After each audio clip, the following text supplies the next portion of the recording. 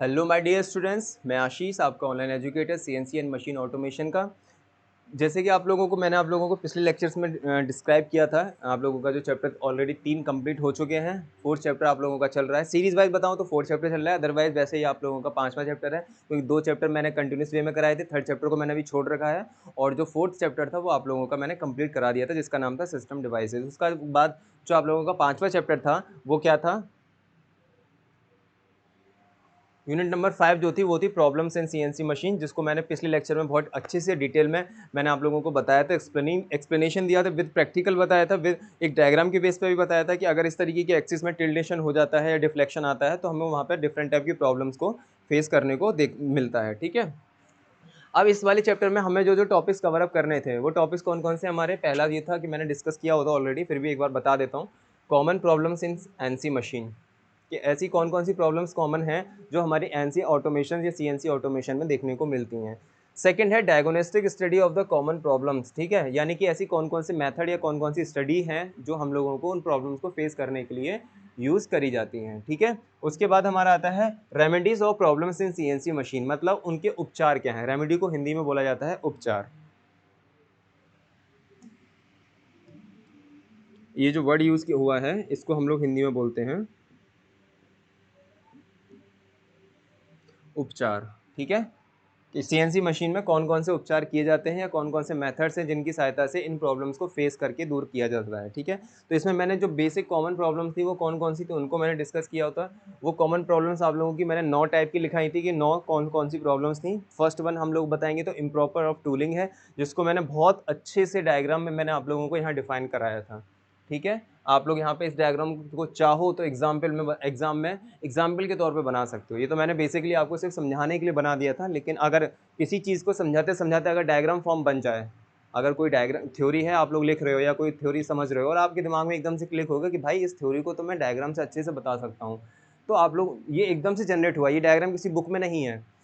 Improper of tooling या improper of workpiece को setup करना या गाइडिंग डिवाइसेस या मतलब हम लोगों ने यहाँ पे जो एक पॉइंट ये वाला यूज़ किया हुआ है क्लैंपिंग एंड गार्डिंग डिवाइसेस में, आप इससे भी दिखा सकते हो। इस डायग्राम को उसमें दिखा सकते हो। इससे क्या होगा, आपको पॉइंट अच्छे मिलेंगे, मार्क्स अच्छे मिलेंगे। ठीक है, 3 हेडिंग एक ही डायग्राम में कवर अप हो रही हैं। एक तो पहली कि हम लोगों की इम्प्रॉपर टूलिंग है, दैट मीन्स में सिर्फ टूल के बारे में बात की जा रही है, लेकिन वर्क पीस भी तो इम्प्रॉपर हो सकता है ना। वर्क पीस को भी तो हम लोग चक के अंदर कस रहे हैं, चक की हेल्प से कसा जाता है कि नहीं वर्क पीस, तो ये भी तो इम्प्रॉपर हो सकता है कटिंग टूल के साथ साथ। तो वो गार्डिंग और क्लैंपिंग डिवाइसेस में हो जाएंगी। क्यों? क्योंकि जो चक है वो वर्क पीस क्लैम्प करता है। ठीक है, उसे खोल के मतलब ढीला किया जाता है, फिर टाइट किया जाता है, तो ये सारी चीज़ें क्लैंपिंग और गार्डिंग डिवाइसेस में आती हैं।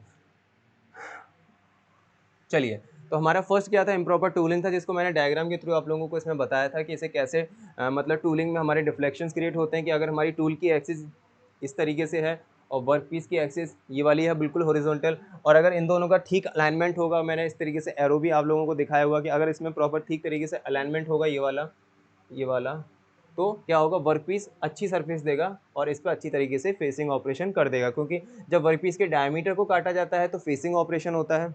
वर्कपीस का जो डायमीटर होता है, जैसे वर्कपीस को आप लोग सामने से देखोगे तो आप लोगों को सर्कुलर दिखाई देगी। ठीक है, हैच मैंने इसलिए किया हुआ है क्योंकि ये क्या है, सॉलिड है।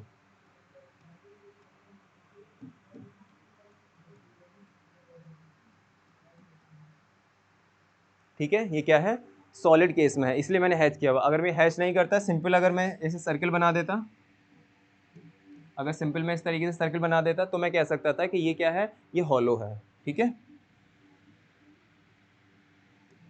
चलिए, तो ये साइड का क्रॉस सेक्शन हमने इसका दिखाया हुआ है। तो मैंने इम्प्रॉपर टूलिंग में बताया था कि अगर मेरी टूल की एक्सिस और वर्कपीस की एक्सिस एक ठीक अलाइनमेंट में नहीं है, प्रॉपर 90 डिग्री पे होनी चाहिए। आप लोग देख सकते हो यहाँ पे वर्कपीस की एक्सिस ये है, वर्कपीस की एक्सिस ये है और मेरी कटिंग टूल की एक्सिस क्या है, ये है। तो ये प्रॉपर कितना होना चाहिए, 90 डिग्री में होना चाहिए।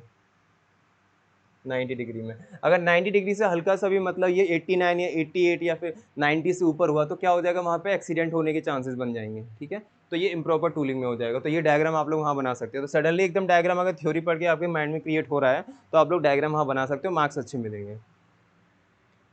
उसके बाद सेकंड पॉइंट क्या था, पुअर मेंटेनेंस। मेंटेनेंस के बारे में मैंने डिस्कस किया हुआ था कि अगर मशीन का टाइम टू टाइम वीकली या मंथली या ईयरली अगर मेंटेनेंस नहीं किया जाएगा, जहाँ जिस टाइम पे मशीन मतलब प्लांट जो होता है शट डाउन होता है, तो शट डाउन इसी वजह से होता है ताकि जो यूनिट काम कर रही थी उस यूनिट का मेंटेनेंस किया जा सके, उसके अंदर जो मशीनरी थी, मोटर्स थी, पंप थी, उनका मेंटेनेंस किया जा सके ताकि उसके जो पार्ट्स को दोबारा से खोला जाए और उसको ग्रीसिंग, ऑयलिंग, लुब्रिकेशन वगैरह यूज़ करके वापस से बाइंड अप किया जाए और उस यूनिट को फिर से शुरू किया जाए। तो ये पुअर मेंटेनेंस के अगर हमारा मशीन में होगा तो वो मशीन वहाँ पे जो हमारा मशीनिंग ऑपरेशन है वो ठीक से परफॉर्म नहीं करेगी, ठीक है। नेक्स्ट है हमारा प्रोग्रामिंग एरर। प्रोग्रामिंग एरर में ये डायग्राम मैंने आप लोगों को बताया था कि मान लीजिए मुझे फर्स्ट ऑपरेशन करना था फेसिंग, मतलब मुझे फेसिंग ऑपरेशन करना था, कटिंग टूल को फेसिंग ऑपरेशन करना था, ठीक है। लेकिन प्रोग्रामिंग मेरी सेट हो गई टर्निंग की, तो गलती हुई ना, मैनुअली गलती हुई, मशीन ने तो कोई गलती नहीं करी, हम क्या कहेंगे मशीन ने गलती कर दी। मशीन तो गलती करती नहीं है, मैन है जो ऑपरेट कर रहा है वो गलती करता है। तो मेरे को करनी थी फेसिंग ऑपरेशन, गलती से मैंने कर दी टर्निंग ऑपरेशन, ठीक है।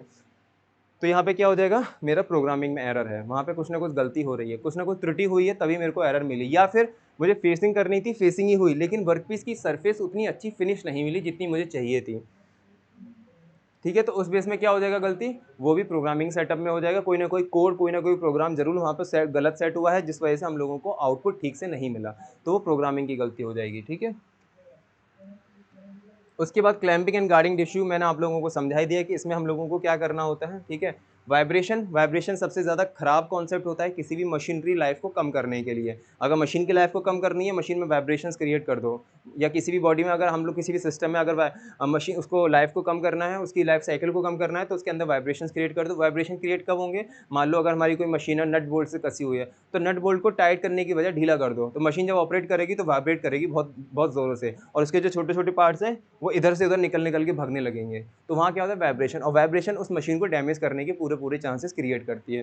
तो वाइब्रेशन सबसे खराब कॉन्सेप्ट होता है, तो उस वजह से ही हमें प्रॉब्लम सीएनसी मशीन्स में या ऑटोमेशन में देखने को मिलता है। सेकंड, इसके बाद नेक्स्ट आता है 6 पॉइंट पे, लुब्रिकेशन और कूलेंट। लुब्रिकेशन का मेन, बच्चे कई बार इसमें कंफ्यूज होते हैं कि सर लुब्रिकेशन और कूलेंट में क्या है, बच्चों ने पूछा भी था मेरे से क्लास में जहाँ मैं ऑफलाइन पढ़ाता हूँ वहाँ पे, कि सर लुब्रिकेशन और कूलेंट का मुझे आज तक मतलब नहीं पता है, मुझे लगा दोनों का मतलब एक ही है, ठंडा करने के लिए, मतलब जहाँ पे भी गर्मी दिखेगी उनको वो ठंडा कर देंगे, तो उसी के लिए हम लोग लुब्रिकेशन कूलेंट का यूज़ करते हैं। नहीं, दोनों में डिफरेंस है, दोनों का मकसद एक जैसा हो सकता है, लेकिन दोनों में डिफरेंस किस बात का है। अगर मशीनरी पार्ट आपस में मोशन एक साथ गति कर रहे हैं, एक दूसरे के रेस्पेक्ट में, एक दूसरे के सापेक्ष में गति कर रहे हैं, जिसमें एक को फिक्स होना पड़ता है और एक को मोशन करते हुए देखना पड़ता है, ठीक है। मैंने पिस्टन सिलेंडर वाला आप लोगों को बताया था, उसमें सिलेंडर की जो बॉडी होती है वो फिक्स होती है, और जो पिस्टन होता है वो क्या करता है, वो रेसिप्रोकेटिंग मोशन करता है। तो उन दोनों को जब रेसिप्रोकेटिंग मोशन जब उन दोनों के बीच में होगा, सरफेस के बीच में होगा, तो वहाँ पे क्या होगा, फ्रिक्शन जनरेट होगा। और घर्षण आप लोगों को पता है, जब दो एक बॉडी फिक्स होती है, दूसरी बॉडी उसके ऊपर स्लाइड करती है या मोशन करती है, तो वहाँ फ्रिक्शन जनरेशन होता है। तो फ्रिक्शन की वजह से क्या होता है, जो स्लाइड कर रहा है उसकी सरफेस और जिसके ऊपर स्लाइड कर रहा है उसकी सरफेस, दोनों की सरफेस से मटेरियल क्या होता है, रिमूव होना शुरू हो जाता है, यानी कि हटना शुरू हो जाता है। और वर्कपीस में से अगर रिमूव होगा तो उसकी जो साइकिल है, जितना वर्कपीस लॉन्ग चल सकता था अब उतना ना चल के कम चलेगा, तो क्या हो जाएगा, वो भी प्रॉब्लम हमें फेस करने को देखनी जाती है। तो वो लुब्रिकेशन में हम लोग क्या करते हैं, वहाँ पर उस टाइम लुब्रिकेशंस करते हैं, फ्रिक्शन को कम करने के लिए लुब्रिकेशन यूज़ किया जाता है। लेकिन जो कूलेंट है, कूल का मतलब होता है ठंडा करना, कूलेंट का मतलब क्या होता है, ठंडा करना। तो अगर उस फ्रिक्शन की वजह से जो हीट जनरेट हो रही है दोनों वर्कपीस के बीच में, ठीक है, उसको कम करने के लिए हम यूज़ करते हैं कूलेंट का। तो हीट को एब्जॉर्ब करने के लिए जो फ्रिक्शन की वजह से जनरेट हो रही है उसके लिए हम लोग यूज़ करते हैं कूलेंट का, ठीक है। उसके बाद 8वां पॉइंट जो आता है वो आता है improper power supply. Improper power supply को मैंने डिस्कस किया था कि अगर मान लो ऑपरेशन करते समय एकदम से मशीन क्या हो गई, बंद पड़ गई या पावर कट हो गया, तो पावर कट होने के दौरान क्या होता है, हमारा जो मशीनिंग ऑपरेशन परफॉर्म होना था वो पूरी तरीके से नहीं परफॉर्म हो गया, वो बीच में ही रुक जाएगा। तो उस बेस में हम लोगों को प्रॉब्लम फेस करने को देख सकते हैं। उसके लिए हम लोगों को एक्स्ट्रा बैकअप में कुछ ना कुछ पावर सप्लाई प्रोवाइड करानी होती है, जनरेटर्स वगैरह की अरेंजमेंट करनी होती है, ताकि जैसी पावर कट हो तुरंत जनरेटर क्या हो पावर सप्लाई को ऑन कर दे, ठीक है।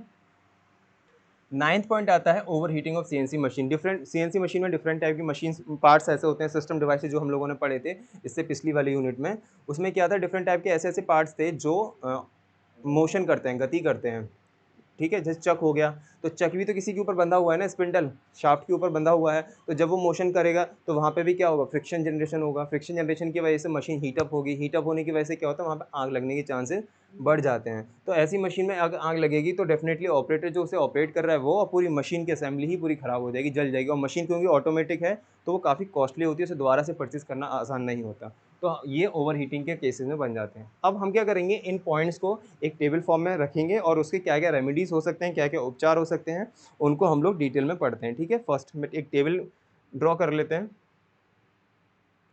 पॉइंट ये रहेगा आपका सीएनसी फॉल्ट और प्रॉब्लम डायग्नोस्टिक सिस्टम। ठीक है, इस वाले को हटाकर अभी हम लोग डायरेक्टली सिंपल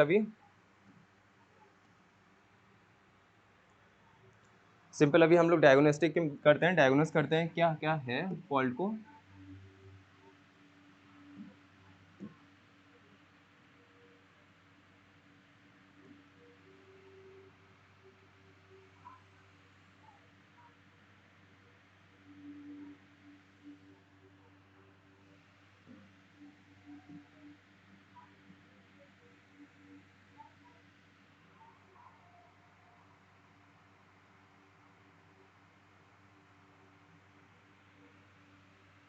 ये आपका सीरियल नंबर वाला हो जाएगा।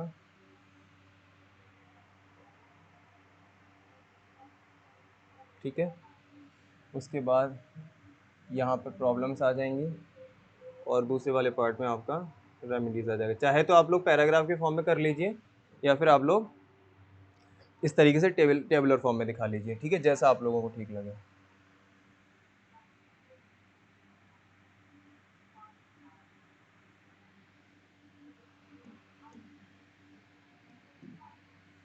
यहाँ पर आपका क्या हो जाएगा, सीरियल नंबर्स, यहाँ आपकी प्रॉब्लम्स हो जाएंगी,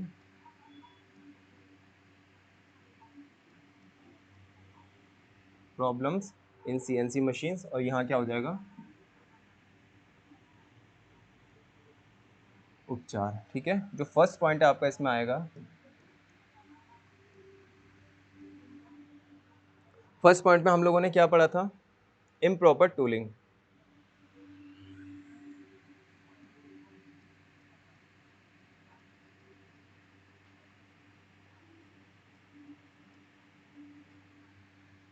इम्प्रॉपर टूलिंग, इसका क्या उपचार हो सकता है, यानी कि अगर हमारा टूल का चुनाव, एक तो होता है इम्प्रॉपर टूलिंग का मतलब ये होता है कि टूल सही से सेट नहीं है, प्रॉपर तरीके से सेट नहीं है, और एक ये होता है कि हमें टूल का चुनाव करना नहीं आ रहा है।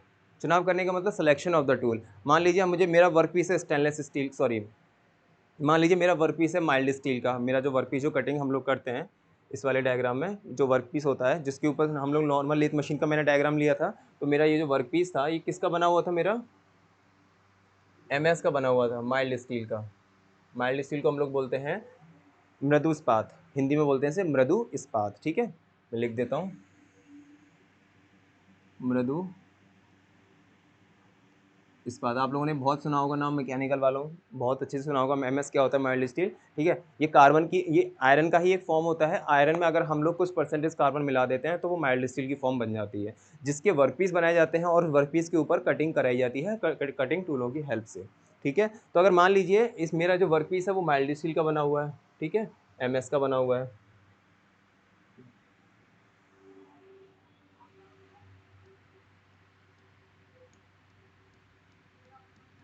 जो वर्कपीस है मेरा किसका बना हुआ है,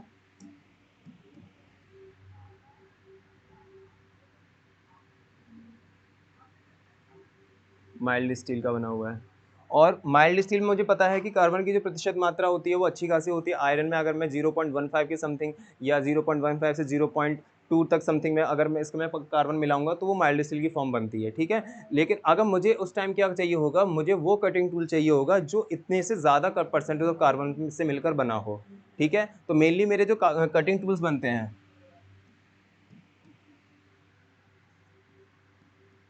इससे पिछले वाला चैप्टर था उसमें मैंने कटिंग टूल मटेरियल्स के बारे में आपको बताया था। कटिंग टूल जो मेनली मोस्टली बनता है वो किसका बनता है, एचएसएस का बनता है, हाई स्पीड स्टील या फिर हाई कार्बन स्टील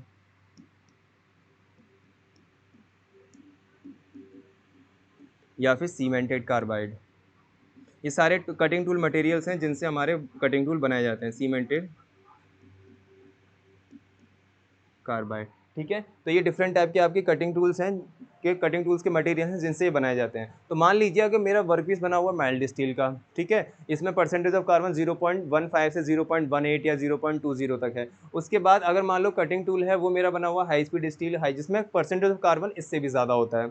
इसमें 2.0 से 2.03% तक हो सकता है, 2.15% तक हो सकता है। लेकिन अगर केस ऐसा बन जाए कि अगर मेरा कटिंग टूल हो जाए माइल्ड स्टील की कंपैरिजन में कम परसेंटेज ऑफ कार्बन का, तो उस केस में क्या हो जाएगा, कटिंग टूल वर्कपीस की सरफेस पर कटिंग कर ही नहीं पाएगा, वो खुद फेल हो जाएगा और वहाँ से वो टूट के निकल जाएगा वहाँ से, ठीक है। तो उस केस में क्या हो जाएगा, वहाँ पे ऑपरेशन हमारा परफॉर्म नहीं हो पाएगा, वहीं स्टॉप हो जाएगा, क्योंकि कटिंग वर्कपीस तो घूमता रहेगा लेकिन कटिंग टूल तो वहाँ से हट गया। क्यों? क्योंकि उसमें कार्बन की प्रतिशत मात्रा जो है वो माइल्ड स्टील यानी कि वर्कपीस की प्रतिशत मात्रा से बहुत ही कम है। तो ये हमारा चुनाव ठीक नहीं है कटिंग टूल के लिए कि हमारा जो कटिंग टूल का मटेरियल है वो प्रतिशत मात्रा में कार्बन के लिए बहुत ज़्यादा होना चाहिए कंपेयर टू वर्कपीस में। तो पहला रीज़न क्या हो जाएगा, सबसे पहले इसका उपचार क्या हो जाएगा, पहला इसका उपचार हो जाएगा सही टूल का चुनाव। कि अगर हम सही टूल का चुनाव करेंगे तो ही हमारी वर्कपीस की क्वालिटी को बढ़ाया जा सकता है। अगर मैं परसेंटेज ऑफ कार्बन ज़्यादा बढ़ाऊंगा तो वो अच्छी कटिंग कर पाएगा मेरी वर्कपीस के ऊपर, ठीक है। तो पहला मेरा जो इम्प्रॉपर टूलिंग का उपचार हो गया वो ये हो गया कि मैं सही टूल का चुनाव करूँगा। दूसरा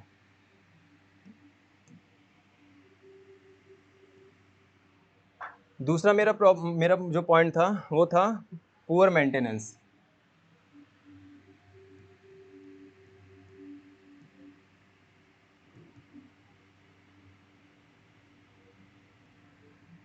पुअर मेंटेनेंस का मतलब होता है रख रखाव। अगर मेरी पुअर मेंटेनेंस है मशीन की तो मैं उस केस में क्या करूँगा कि मैं एक टाइम डिसाइड करूँगा कि मेरे को मशीन की जो मेंटेनेंस है वो कितने टाइम में करनी है, मंथली करनी है, वीकली करनी है या ईयरली उसे सेटअप करना है। तो यहाँ पे मैं इसका सोल्यूशन लिखता हूँ। इसका क्या सोल्यूशन होगा, मेंटेनेंस के लिए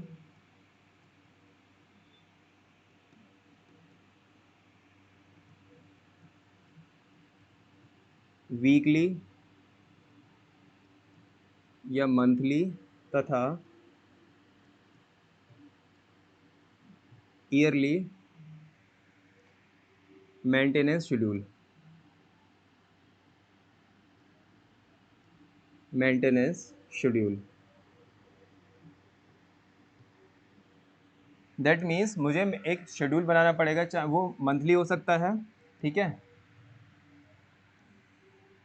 वो वीकली हो सकता है या ईयरली हो सकता है, कि मतलब एक महीने में या फिर एक साल में या फिर एक हफ्ते में मुझे इसका शेड्यूल बनाना है कि मुझे इस मशीन को मेंटेनेंस देना है, यानी इसके पार्ट्स को खोल के दोबारा से ग्रीसिंग करना, ऑयलिंग करना, उसके बाद इसको बाइंड अप करके फिर से मुझे इसे रनिंग कंडीशन में लेकर आना है। तो सबसे बढ़िया तरीका यही रहता है पूरे मेंटेनेंस का कि अगर हम एक प्रॉपर शेड्यूल बना लें कि वीकली, मंथली, ईयरली। जैसे कि हम लोगों के एग्जाम्स वगैरह होते हैं तो एग्जाम में हम लोग सेशनल वगैरह रखते हैं, तो हम लोग कोशिश करते हैं कि 2 यूनिट या 3 यूनिट हो जाता है तो एक सेशनल रख देते हैं, 50% सिलेबस हो जाता है तो एक सेशनल रख लेते हैं। तो उससे क्या होता है, मेंटेनेंस हमारे लोगों का ब्रेन का मेंटेनेंस होता रहता है, ताकि हम लोगों की तैयारी सही चलती से रहे और एग्जाम टाइम पे एकदम से बर्डन ना पड़े। सेम उसी तरीके से मशीन में होता है कि मशीन का अगर हम weekly, monthly, yearly maintenance schedule बना लें तो वहाँ पे हमारा पुअर मेंटेनेंस नहीं होगा और मशीन हमारा अच्छी तरीके से स्मूथली रन करेगी, ठीक है। इसके बाद हमारा जो थर्ड पोर्ट वो आता है पार्ट, वो आता है पार्ट प्रोग्राम यानी कि प्रोग्रामिंग इशू। जो हमारा थर्ड है वो है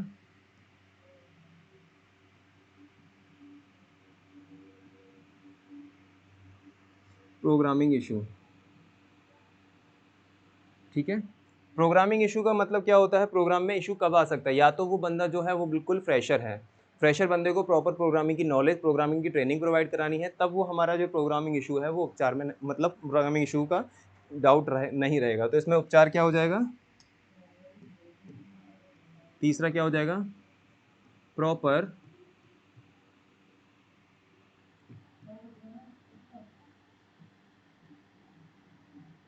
प्रोग्राम बनाने की ट्रेनिंग दी जानी चाहिए। तो ये जो प्रॉब्लम है एनसी मशीन में प्रोग्रामिंग इशू, ये ख़त्म की जा सकती है, ठीक है। तो तीसरा पॉइंट हमारा ये हो गया। बिल्कुल इसी तरीके से आप लोगों को एग्जाम्स में लिखने हैं, थोड़ी स्पीड आपको मेंटेन करके रखनी है ताकि आप लोग एग्जाम्स में ज़्यादा से ज़्यादा पॉइंट्स को लिख पाओ। ठीक है, नेक्स्ट पॉइंट हमारा क्या था?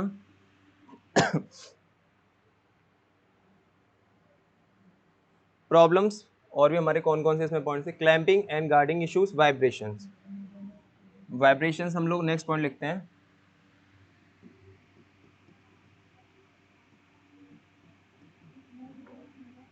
वाइब्रेशन, तो वाइब्रेशंस को कम करने के लिए हम लोग मशीन्स में क्या करते हैं?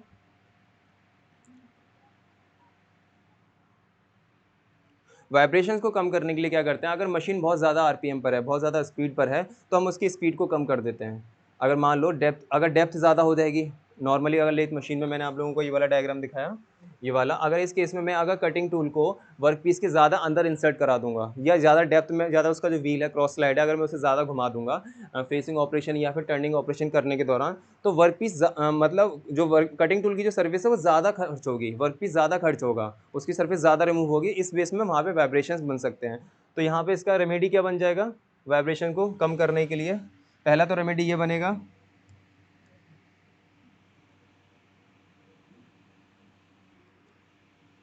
जोड़े जाने वाले पार्ट्स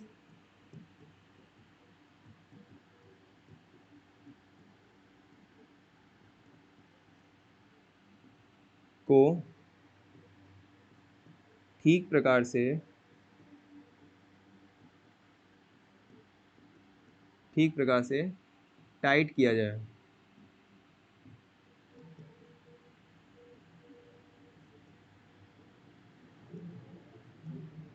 ठीक है, अगर हमारे जोड़े वाले जो पार्ट्स हैं जिनको हम नट बोल्ट के द्वारा जोड़ रहे हैं, अगर वो हमारी ठीक तरीके से टाइट नहीं होंगे, तो उसमें इसमें क्या होगा, हम लोगों का वाइब्रेशंस क्रिएट हो जाएंगे। वो वर्क पीस जो मतलब वर्क पीस है और जो कटिंग टूल है वो अपनी सरफेस से हट सकता है, अपनी पोजीशन से हट सकता है, या वो जो पार्ट मशीन में यूज़ किया जा रहा है वो अपनी पोजीशन से हट सकता है। तो उस केस में हम लोग को क्या करेंगे, जोड़े जाने वाले जो पार्ट्स हैं जो ठीक प्रकार से, उनको क्या किया जाना चाहिए, टाइट किया जाना चाहिए। इसी में अगर हम दूसरा पॉइंट लिख सकते हैं, इसी का मैं दूसरा पॉइंट लिख देता हूँ, तो ये है कि मशीन के आरपीएम को कम किया जाए। मशीन के आरपीएम को कम करके, यानी कि जो मशीन के आरपीएम है, जो बहुत तेजी से मशीन चल रही है, स्पिंडल हमारा बहुत तेजी से घूम रहा है, वर्क पीस हमारा बहुत तेजी से घूम रहा है, अगर उसकी स्पीड ज़्यादा होगी तो हम लोग क्या होगा, वहाँ पे वाइब्रेशंस देखने को मिलेंगे। इसी में एक पॉइंट और मिल जाएगा आप लोगों को, मैं यहाँ पे लिख देता हूँ क्योंकि इसी का पॉइंट है, यहाँ सेकंड नंबर पॉइंट है, थर्ड नंबर पॉइंट मैं यहाँ लिख देता हूँ। इसमें क्या हो जाएगा, डेप्थ ऑफ कट, यानी जो कट की गहराई है, depth of cut comma feed को कम करके, अगर मैं डेप्थ ऑफ कट और फीड को अगर मैं कम कर दूंगा तो भी मेरे को वाइब्रेशंस देखने को नहीं मिलेंगे। अगर मेरा डेप्थ ऑफ कट ज़्यादा है और कटिंग टूल की वर्कपीस के लिए फीड ज़्यादा है तो मुझे वहाँ पे वाइब्रेशंस देखने को मिलेंगे। ठीक है, तो इसी तरीके से आपको क्या करना है, पॉइंट्स के लिखने हैं, उनको सीरियल नंबर वाइज डिवाइड करना है और उनको प्रॉब्लम्स और उपचार बेस में दो जगह में कैटेगराइज करना है। ठीक है, तो इस बेस में आप, इसलिए मैंने आप लोगों को 1 to 1 पॉइंट सारे लिख के दिखाएं ताकि आप लोगों को एग्जाम में कैसे लिखना है वो आपको पता लग सके। ठीक है, चलिए नेक्स्ट पॉइंट को स्टडी करते हैं।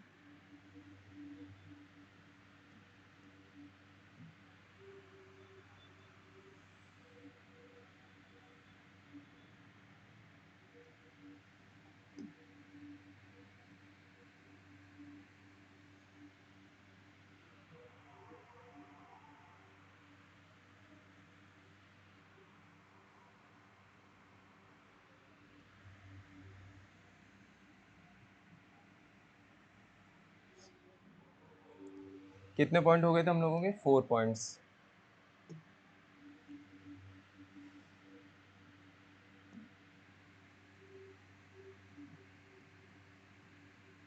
ये सीरियल नंबर, ये प्रॉब्लम्स और ये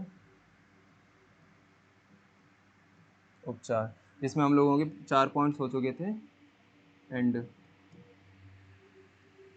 पांचवा पॉइंट में क्या था, वाइब्रेशन हो चुका था, ल्यूब्रिकेशन और कूलेंट, ठीक है। इनको हम लोग एक ही साथ लिख लेते हैं। अगर आपको पॉइंट्स बढ़ाने हैं तो आप लोग दोनों को अलग अलग लिख सकते हो, लेकिन मैं एक ही में लिख के आपको बता देता हूँ।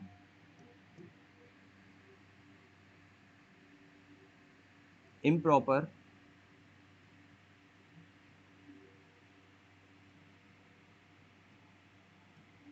ल्यूब्रिकेशन तथा कूलिंग,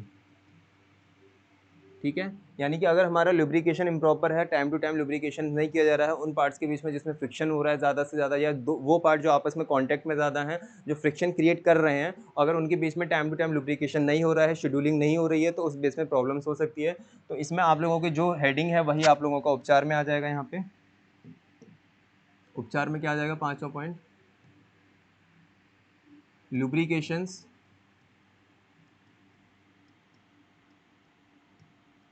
तथा कूलिंग की समय के आधार पर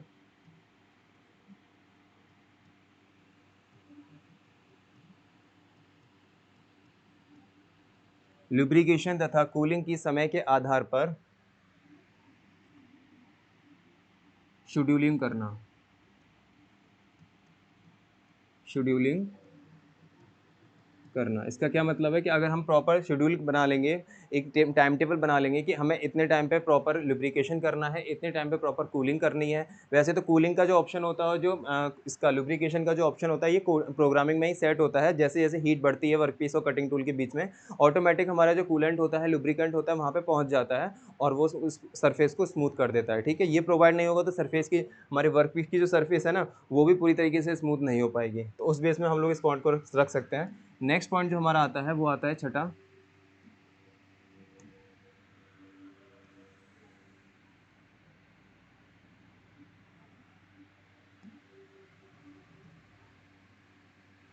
इम्प्रॉपर पावर सप्लाई।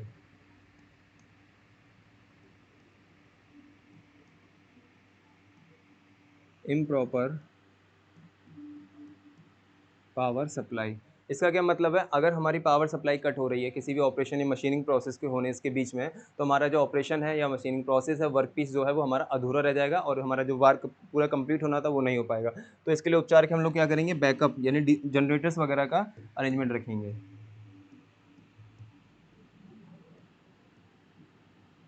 बैकअप के तौर पर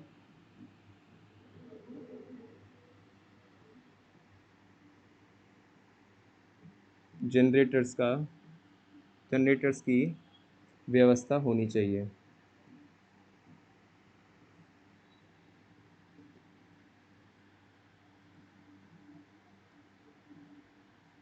ठीक है। तो बैकअप के तौर पर जनरेटर्स की व्यवस्था होनी चाहिए कि अगर लाइट चली जाती है तो एकदम जनरेटर से ऑन हो जाए और वहाँ पे हमारा जो मशीनिंग प्रोसेस है वो बिना रुके काम करता रहे और फाइनल हम लोगों का आउटपुट देते, ठीक है।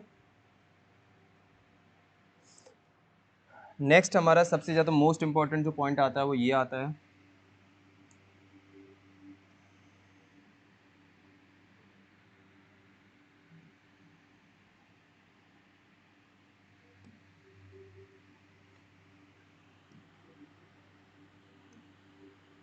ट्रेनिंग की कमी, ट्रेनिंग तथा स्किल और नॉलेज की कमी।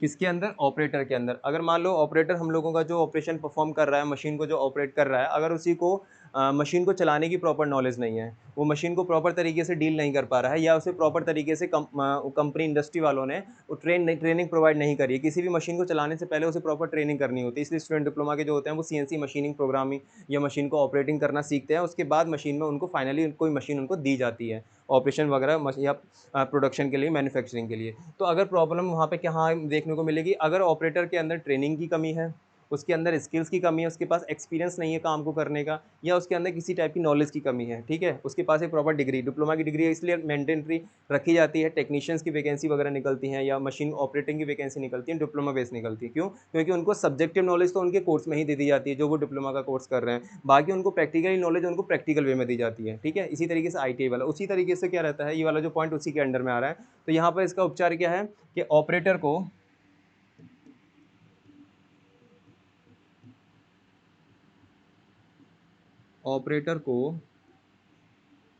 कंप्लीट ट्रेनिंग कंपनी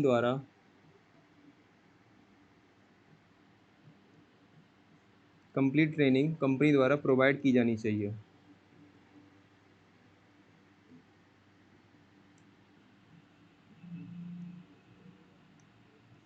ठीक है, ये पॉइंट्स हम लोगों के हो गए। इसमें अब आप लोग समझ सकते हो कि मैंने एक एक पॉइंट्स को आप लोगों को डिटेल में समझा दिया, ताकि आप लोगों को, आप चाहें तो स्क्रीनशॉट लेके के बेस पे कर लीजिए। अगर स्क्रीनशॉट नहीं ले पा रहे तो आप एक एक पॉइंट को खुद से लिखिएगा, ताकि आप लोगों को सारे पॉइंट समझ में आ जाएं। जिसमें मोस्ट में एक दोबारा से मैं सारे पॉइंट्स को रिवाइज कर देता हूँ एक बार, ठीक है। इम्प्रॉपर टूलिंग में क्या होगा, इम्प्रॉपर टूलिंग भी हो सकता है और इम्प्रॉपर वर्कपीस की सेटिंग भी हो सकती है, ठीक है। अगर वर्कपीस की सेटिंग हम लोगों ने ठीक से नहीं की हुई है तो वहाँ पे भी वर्कपीस की अलाइनमेंट टूल से ठीक नहीं होगी, वहाँ पे डिफ्लेक्शन आ जाएगा, ठीक है। तो प्रॉपर टूलिंग, तो सही टूल का चुनाव, हम लोगों को टूल का चुनाव किस बेस पर होता है, टूल के मटेरियल के ऊपर। कटिंग वर्क पीस हमारा बना हुआ है माइल्ड स्टील का, जिसमें परसेंटेज ऑफ कार्बन 0.15 से लेकर 0.2 तक इस तरीके से होती है, ठीक है। 0 तक मतलब 23 या 24 तक होती है। और कटिंग टूल हमारा उस बेस में नहीं है कि वहाँ पे परसेंटेज ऑफ कार्बन बहुत कम है, तो वो कटिंग टूल वर्क पीस की कटिंग नहीं कर पाएगा। तो एक सही कटिंग टूल का चुनाव करके ही हम लोग ऑपरेशन परफॉर्म कर सकते हैं, ठीक है। दूसरा क्या आ जाएगा, पुअर मेंटेनेंस। पुअर मेंटेनेंस में क्या आ जाएगा कि अगर हमारी मशीन का maintenance time to time basis पे शेड्यूल बना के या टाइम टेबल बना के अगर नहीं किया जा रहा है, तो मशीन की जो लाइफ साइकिल है, मशीन जो 1 साल 2 साल 3 साल काम करनी चाहिए, वो 6 महीने 1 महीने में ही ख़राब हो गई, उसके जो अंदर के जो पार्ट्स हैं वो पूरी तरीके से ख़राब हो गए। तो वहाँ पे क्या रहता है, मेंटेनेंस की कमी रहती है। तो हम लोग इसका रेमेडी क्या करेंगे, वीकली, मंथली या ईयरली, यानी कि हफ्ते में 1 दिन, मंथ में 2 दिन, इस तरीके से, या ईयर में कम से कम 4 से 5 बार हम इस तरीके से मेंटेनेंस के शेड्यूल बनाएंगे और मेंटेनेंस प्रोवाइड करेंगे मशीन को, ठीक है। अब आप कहेंगे सर मशीन अगर मेंटेनेंस में जाएगी तो जो हमारी मैन्युफैक्चरिंग है वो रुक जाएगी। मशीन हमारी इंडस्ट्री में या कंपनीज में एक यूनिट नहीं होती हैं, नंबर ऑफ यूनिट्स कई सारी होती हैं। अगर एक यूनिट मेंटेनेंस में जाएगी तो दूसरी यूनिट काम कर रही होगी, ठीक है। आप लोगों ने यूनिट का मतलब समझा होगा। अगर कोई वहाँ पे जैसे मान लीजिए कोई प्रोडक्ट बन रहा है, नट बोल्ट वगैरह प्रोडक्ट बन रहा है, नट बोल्ट एक यूनिट में बन रहे हैं, दूसरी यूनिट में भी नट बोल्ट बन रहे होंगे, तीसरी में भी बन रहे होंगे। तो ज़रूरी नहीं है तीनों यूनिट एक साथ काम की। जब बल्क में हम लोगों का प्रोडक्शन होता है, जब हमारी रिक्वायरमेंट ज़्यादा होती है, तब पूरी यूनिट जो होती है मशीन की चलाई जाती है एक साथ। लेकिन अगर रिक्वायरमेंट हमारी एवरेज है, मतलब हम कर सकते हैं कि हम 3 में से सिर्फ 1 यूनिट के बेस पर काम कर सकते हैं, तो बाकी की 2 यूनिट को जो उन्होंने पहले काम किया था उनको हम लोग क्या कर देंगे, अंडर मेंटेनेंस में कर देंगे। तो कह सकते हैं कि 2 यूनिट जो है शट डाउन में है और 1 यूनिट जो है रनिंग में है, ठीक है। तो उस बेस में थर्ड पॉइंट क्या है, प्रोग्रामिंग इशू। प्रोग्रामिंग इशू तभी आता है जब हमारा जो प्रोग्राम सेट करने वाला जो प्रोग्रामर है उसके अंदर ट्रेनिंग की कमी है, उसके अंदर स्किल की कमी है। अगर स्किल या ट्रेनिंग की कमी रहेगी तो क्या होगा, प्रोग्राम को पूरी तरीके से सेट नहीं करेगा। जहां हमको ड्रिलिंग करना होगा वहां पे कटिंग होगा, जहां कटिंग का प्रोग्राम सेट करना होगा वहां ड्रिलिंग प्रोग्राम हो जाएगा, ठीक है। तो फोर्थ पॉइंट वाइब्रेशन का आता है। वाइब्रेशन में हमारे मोस्टली जो आते हैं वो आते हैं कि जोड़े जाने वाले जो पार्ट हैं उनको ठीक प्रकार से टाइट किया जा सके, ताकि उनके बीच में अलाइनमेंट ठीक हो और वो ऑपरेशन करते समय अपनी पोजीशन से हिले डुले ना, ठीक है। नेक्स्ट क्या आ सकता है, इसी मशीन के आरपीएम को कम करके, अगर हम मशीन की जो स्पीड बहुत ज़्यादा है, ठीक है, डेप्थ उस मशीन की स्पीड में अगर हम डेप्थ यानी कि वर्कपीस की जो डेप्थ है, ये कटिंग टूल की जो डेप्थ है वो अगर ज़्यादा दे देंगे और वर्कपीस में फीड ज़्यादा दे देंगे, तो उसमें हमें वाइब्रेशन देखने को मिलेंगे। और वाइब्रेशन किसी भी मशीनरी इक्विपमेंट के लिए सबसे ज़्यादा खराब कॉन्सेप्ट होता है, ठीक है। नेक्स्ट हमारा है इम्प्रॉपर लुब्रिकेशन तथा कूलिंग। लुब्रिकेशन और कूलिंग का मेन कॉन्सेप्ट मैंने आप लोगों को बता दिया था कहाँ पे यूज़ किया जाता है, ठीक है। लुब्रिकेशन तथा कूलिंग की समय के आधार पर शेड्यूलिंग करना, कब हमें लुब्रिकेशन करना है, कब हमें कूलिंग करनी है। वैसे तो लुब्रिकेशन और कूलिंग हमारा प्रोग्रामिंग में ही सेट की जाती है। जब फ्रिक्शन ज़्यादा हो जाता है तो ऑटोमेटिकली सेंसेशन यानी सेंसर्स के थ्रू क्या होता है, हमारा लुब्रिकेंट वहाँ पर चालू हो जाता है और हमारा वहाँ पर हीटिंग नहीं होती है। छठा पॉइंट है improper power supply. Power supply की कमी क्या होगी, जनरेटर्स वगैरह की अवेलेबिलिटी नहीं है वहाँ पे, ठीक है, फैसिलिटी नहीं है, तो मशीनिंग ऑपरेशन बीच में ही रुक जाएगा और वहाँ पे वर्कपीस पूरी तरीके से परफॉर्म नहीं हो पाएगी। तो हम लोग क्या करेंगे, बैकअप के तौर पे जनरेटर्स की व्यवस्था होनी चाहिए, ये हमारा रेमेडी हो जाएगा, उपचार हो जाएगा। लास्ट पॉइंट जो है वो है ट्रेनिंग तथा स्किल नॉलेज की कमी। अगर किसी मशीन ऑपरेटर में अगर ट्रेनिंग की कमी है, स्किल की कमी है, नॉलेज की कमी है, तो क्या होगा वहाँ पे, वो उस ऑपरेशन को या उस मशीन को पूरी तरीके से अच्छी तरीके से ऑपरेट नहीं कर पाएगा, फंक्शनिंग अच्छी नहीं करेगा। तो वहाँ पे हम लोगों का इसका रेमेडी क्या हो जाएगा, ऑपरेटर को कंप्लीट ट्रेनिंग कंपनी के द्वारा प्रोवाइड की जानी चाहिए। तो ये मेजर कुछ पॉइंट्स थे जो प्रॉब्लम्स इन सीएनसी मशीन में कंसीडर किए जाते हैं। ठीक है, तो यहाँ पर जो आपका ये वाला टॉपिक था ये कंप्लीट होता है, और आई थिंक ये जो यूनिट है ये भी पूरी तरीके से कंप्लीट हो जाएगी यहाँ पे, क्योंकि इसमें जो मेन टॉपिक इस यूनिट में एग्जाम्स में पूछे जाते हैं, एग्जाम ओरिएंटेड मेनली यही 3 टॉपिक थे जो मैंने आप लोगों को डिटेल में बता दी कि कॉमन प्रॉब्लम्स कौन कौन सी हैं सीएनसी मशीन्स में, ठीक है, जो देखने को मिलती हैं आप लोगों को मशीनिंग ऑपरेशन के दौरान, और उसके बाद उनको कैसे डायग्नोस किया जाता है। डायग्नोस करने का जो मेन मोटो होता है वो सेंसर्स यूज़ किए जाते हैं, ट्रांसपॉन्डर्स यूज़ किए जाते हैं, वही सेंस करके बताते हैं कि यहाँ टेम्परेचर ज़्यादा है, यहाँ पे हीट ज़्यादा है, इस हीट को कम किया जाए या टेम्परेचर को कम किया जाए। ठीक है, वो सिस्टम कौन सा हो जाता है, फिर क्लोज लूप कंट्रोल सिस्टम हो जाता है। एक ओपन लूप होता है, एक क्लोज लूप होता है। ओपन लूप में कोई फीडबैक सिस्टम नहीं होता है, ठीक है, उस बिहाफ पे, और क्लोज लूप कंट्रोल सिस्टम में फीडबैक डिवाइसेस होती है। इसी कारण जो क्लोज लूप कंट्रोल सिस्टम होता है वो ओपन लूप कंट्रोल सिस्टम की तुलना में थोड़ा खर्चीला यानी कि कॉस्टली होता है। क्यों? क्योंकि उसमें फीडबैक डिवाइस यूज़ की जा रही हैं। सेंसर्स, और सेंसर्स छोटे मोटे मतलब चीप नहीं, सस्ते नहीं होते, वो महंगे महंगे सेंसर्स होते हैं। अब ये तो नॉर्मल प्रॉब्लम्स मैंने बता दिया। प्रॉब्लम्स को कैसे आइडेंटिफाई किया और उनके क्या क्या रेमेडीज़ हैं वो मैंने आपको सब डिटेल में समझा दिया। तो इस यूनिट में आप लोगों का इतना ही है, जिसमें 5th unit problems of CNC machine, mainly 2 ही, एक ही क्वेश्चन इसमें से बनेगा, बन सकते हैं तो 2 बन सकते हैं कि वो प्रॉब्लम्स को अलग पूछ ले और उनके रेमेडीज़ को अलग पूछ ले, वरना एक ही कंपाइल क्वेश्चन बनेगा, कंपाइल करके आ जाएगा कि सीएनसी मशीन या ऑटोमेशन में कौन कौन सी प्रॉब्लम्स आपको देखने को फेस करने को मिलती हैं। उनमें से किसी एक को या तो डायग्राम बेस समझाते हो तो डायग्राम बेस अगर समझाना चाहो तो ये वाला डायग्राम आप लोग बना देना। इस डायग्राम को मैंने बहुत डिटेल में आप लोगों को समझा दिया है कि अगर इनकी एक्सिस एक दूसरे के अलाइनमेंट में नहीं होंगी, समांतर नहीं होंगी, तो कटिंग टूल और वर्कपीस दोनों ही अपनी ओरिजिनल पोजीशन से हट सकता है। ठीक है, तो वहाँ पे एक्सीडेंट जो मशीन ऑपरेटर है उसके साथ और मशीन के साथ, क्योंकि मशीन मतलब विंड में हमारे जो शीशे होते हैं मिरर में बंद होती है, तो कटिंग टूल या वर्कपीस कुछ भी वहाँ से है ना हट के उड़ के आ सकता है। तो उस बेस पे हम लोगों को यहाँ पे ये डायग्राम आप लोग बना सकते हो। ठीक है, बाकी जो मेन रेमेडीज़ थी वो मैंने आप लोगों को विद डायग्राम सारे पॉइंट्स बेस पे यहाँ पे कम से कम 7 से 8 पॉइंट मैंने आप लोगों को समझा दिए। तो इन पॉइंट्स को आप लोग डिटेल में समझिएगा, नोट्स बना लीजिएगा। अगर कहीं भी कोई डाउट लगता है तो आप लोग कमेंट्स बॉक्स में पूछ के उसके अपने डाउट क्लियर कर सकते हैं। लेकिन डाउट क्लियर तभी होंगे जब भी आप लोग कमेंट्स करोगे, और कमेंट्स तब करोगे जब आप लोग टाइम निकाल के वीडियो को देखोगे। क्योंकि लास्ट सेमेस्टर है, समझ में आता है कि आप लोग इस टाइम जॉब पर हैं, लेकिन जॉब भी तो डिप्लोमा डिग्री के बेस पर ही मिलेगी, है कि नहीं? और डिग्री हाथ में नहीं आएगी तो जॉब का क्या करोगे? फिर तो आप लोग आईटीआई जैसे काउंट किए जाओगे, टेक्नीशियन।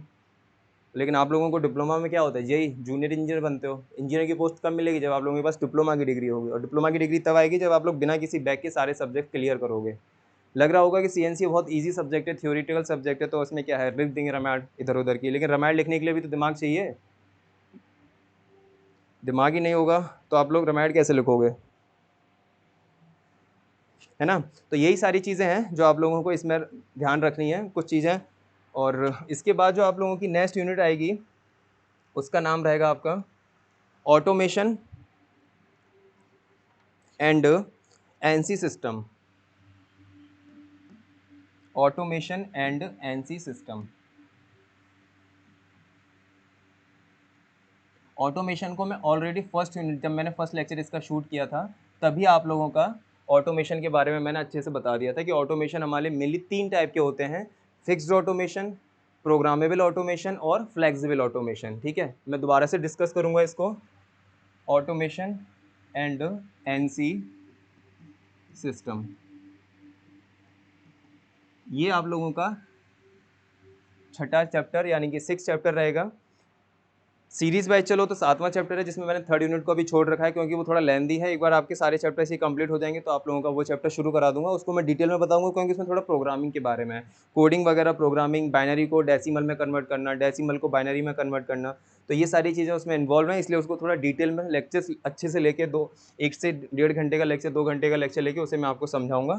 ठीक है, तब तक के लिए आप लोगों के जो चैप्टर्स हैं टोटल, आपके देखो इस सिलेबस में टोटल 7 चैप्टर्स हैं, जिसमें से आप लोगों की फर्स्ट यूनिट जो थी कंप्लीट है, सेकंड यूनिट कंप्लीट है, थर्ड यूनिट को मैंने छोड़ा हुआ है, फोर्थ यूनिट सिस्टम डिवाइसेस वो पूरी तरह से कंप्लीट है, और 5वीं यूनिट आज कंप्लीट हो गई। इसके बाद छठा अगला लेक्चर जो होगा वो इस वाली यूनिट से शुरू होगा, ऑटोमेशन एंड एनसी सिस्टम से, और एक यूनिट बच जाएगी 7वीं, ठीक है, जिसमें हम लोग सीएनसी ऑपरेशंस, इसमें टर्निंग आ जाएगा, मिलिंग आ जाएगा। मेनली 2 ही ऑपरेशन को इसमें डिटेल में पढ़ना है, टर्निंग ऑपरेशन और मिलिंग ऑपरेशन, और थोड़ा ऑटोकैड का पार्ट आ जाएगा।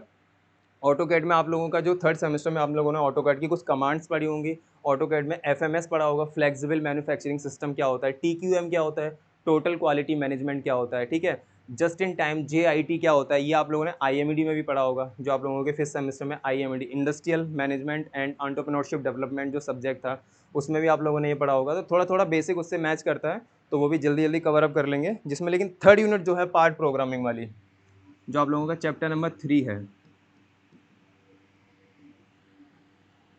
पार्ट प्रोग्रामिंग, ये चैप्टर अच्छा है, इम्पॉर्टेंट है, और इसमें से आप लोगों के मैक्सिमम नंबर के क्वेश्चंस आने के चांसेस रहते हैं। इसीलिए मैं इसमें थोड़ा टाइम लूँगा इस वाले चैप्टर पे, पार्ट प्रोग्रामिंग वाले, क्योंकि इसमें डिटेल में पढ़ाऊँगा, ठीक है। तो 5 चैप्टर्स आप लोगों के कंप्लीटली हो चुके हैं। इसके अगर आप लोगों को नोट्स प्रोवाइड चाहिए, जीटेक पॉली के टेलीग्राम चैनल पे अपलोडेड हैं सारे, चैप्टर वाइज, चैप्टर नाम के बेस पे, ठीक है। तो आप लोग वहाँ से उसे डाउनलोड करके देख सकते हो। फिर भी कोई डाउट लगता है तो आप लोग कमेंट बॉक्स में कमेंट वगैरह करके पूछ सकते हो। सारी चीज़ें आप लोगों को टाइम पे अवेलेबल हो जाएंगी, लेकिन कमेंट्स कीजिए, शेयर कीजिए, लाइक कीजिए चैनल को, ठीक है। मिलते हैं नेक्स्ट लेक्चर में, उसमें आप लोगों को ऑटोमेशन एंड एनसी सिस्टम को शुरू करेंगे। तब तक के लिए थैंक यू।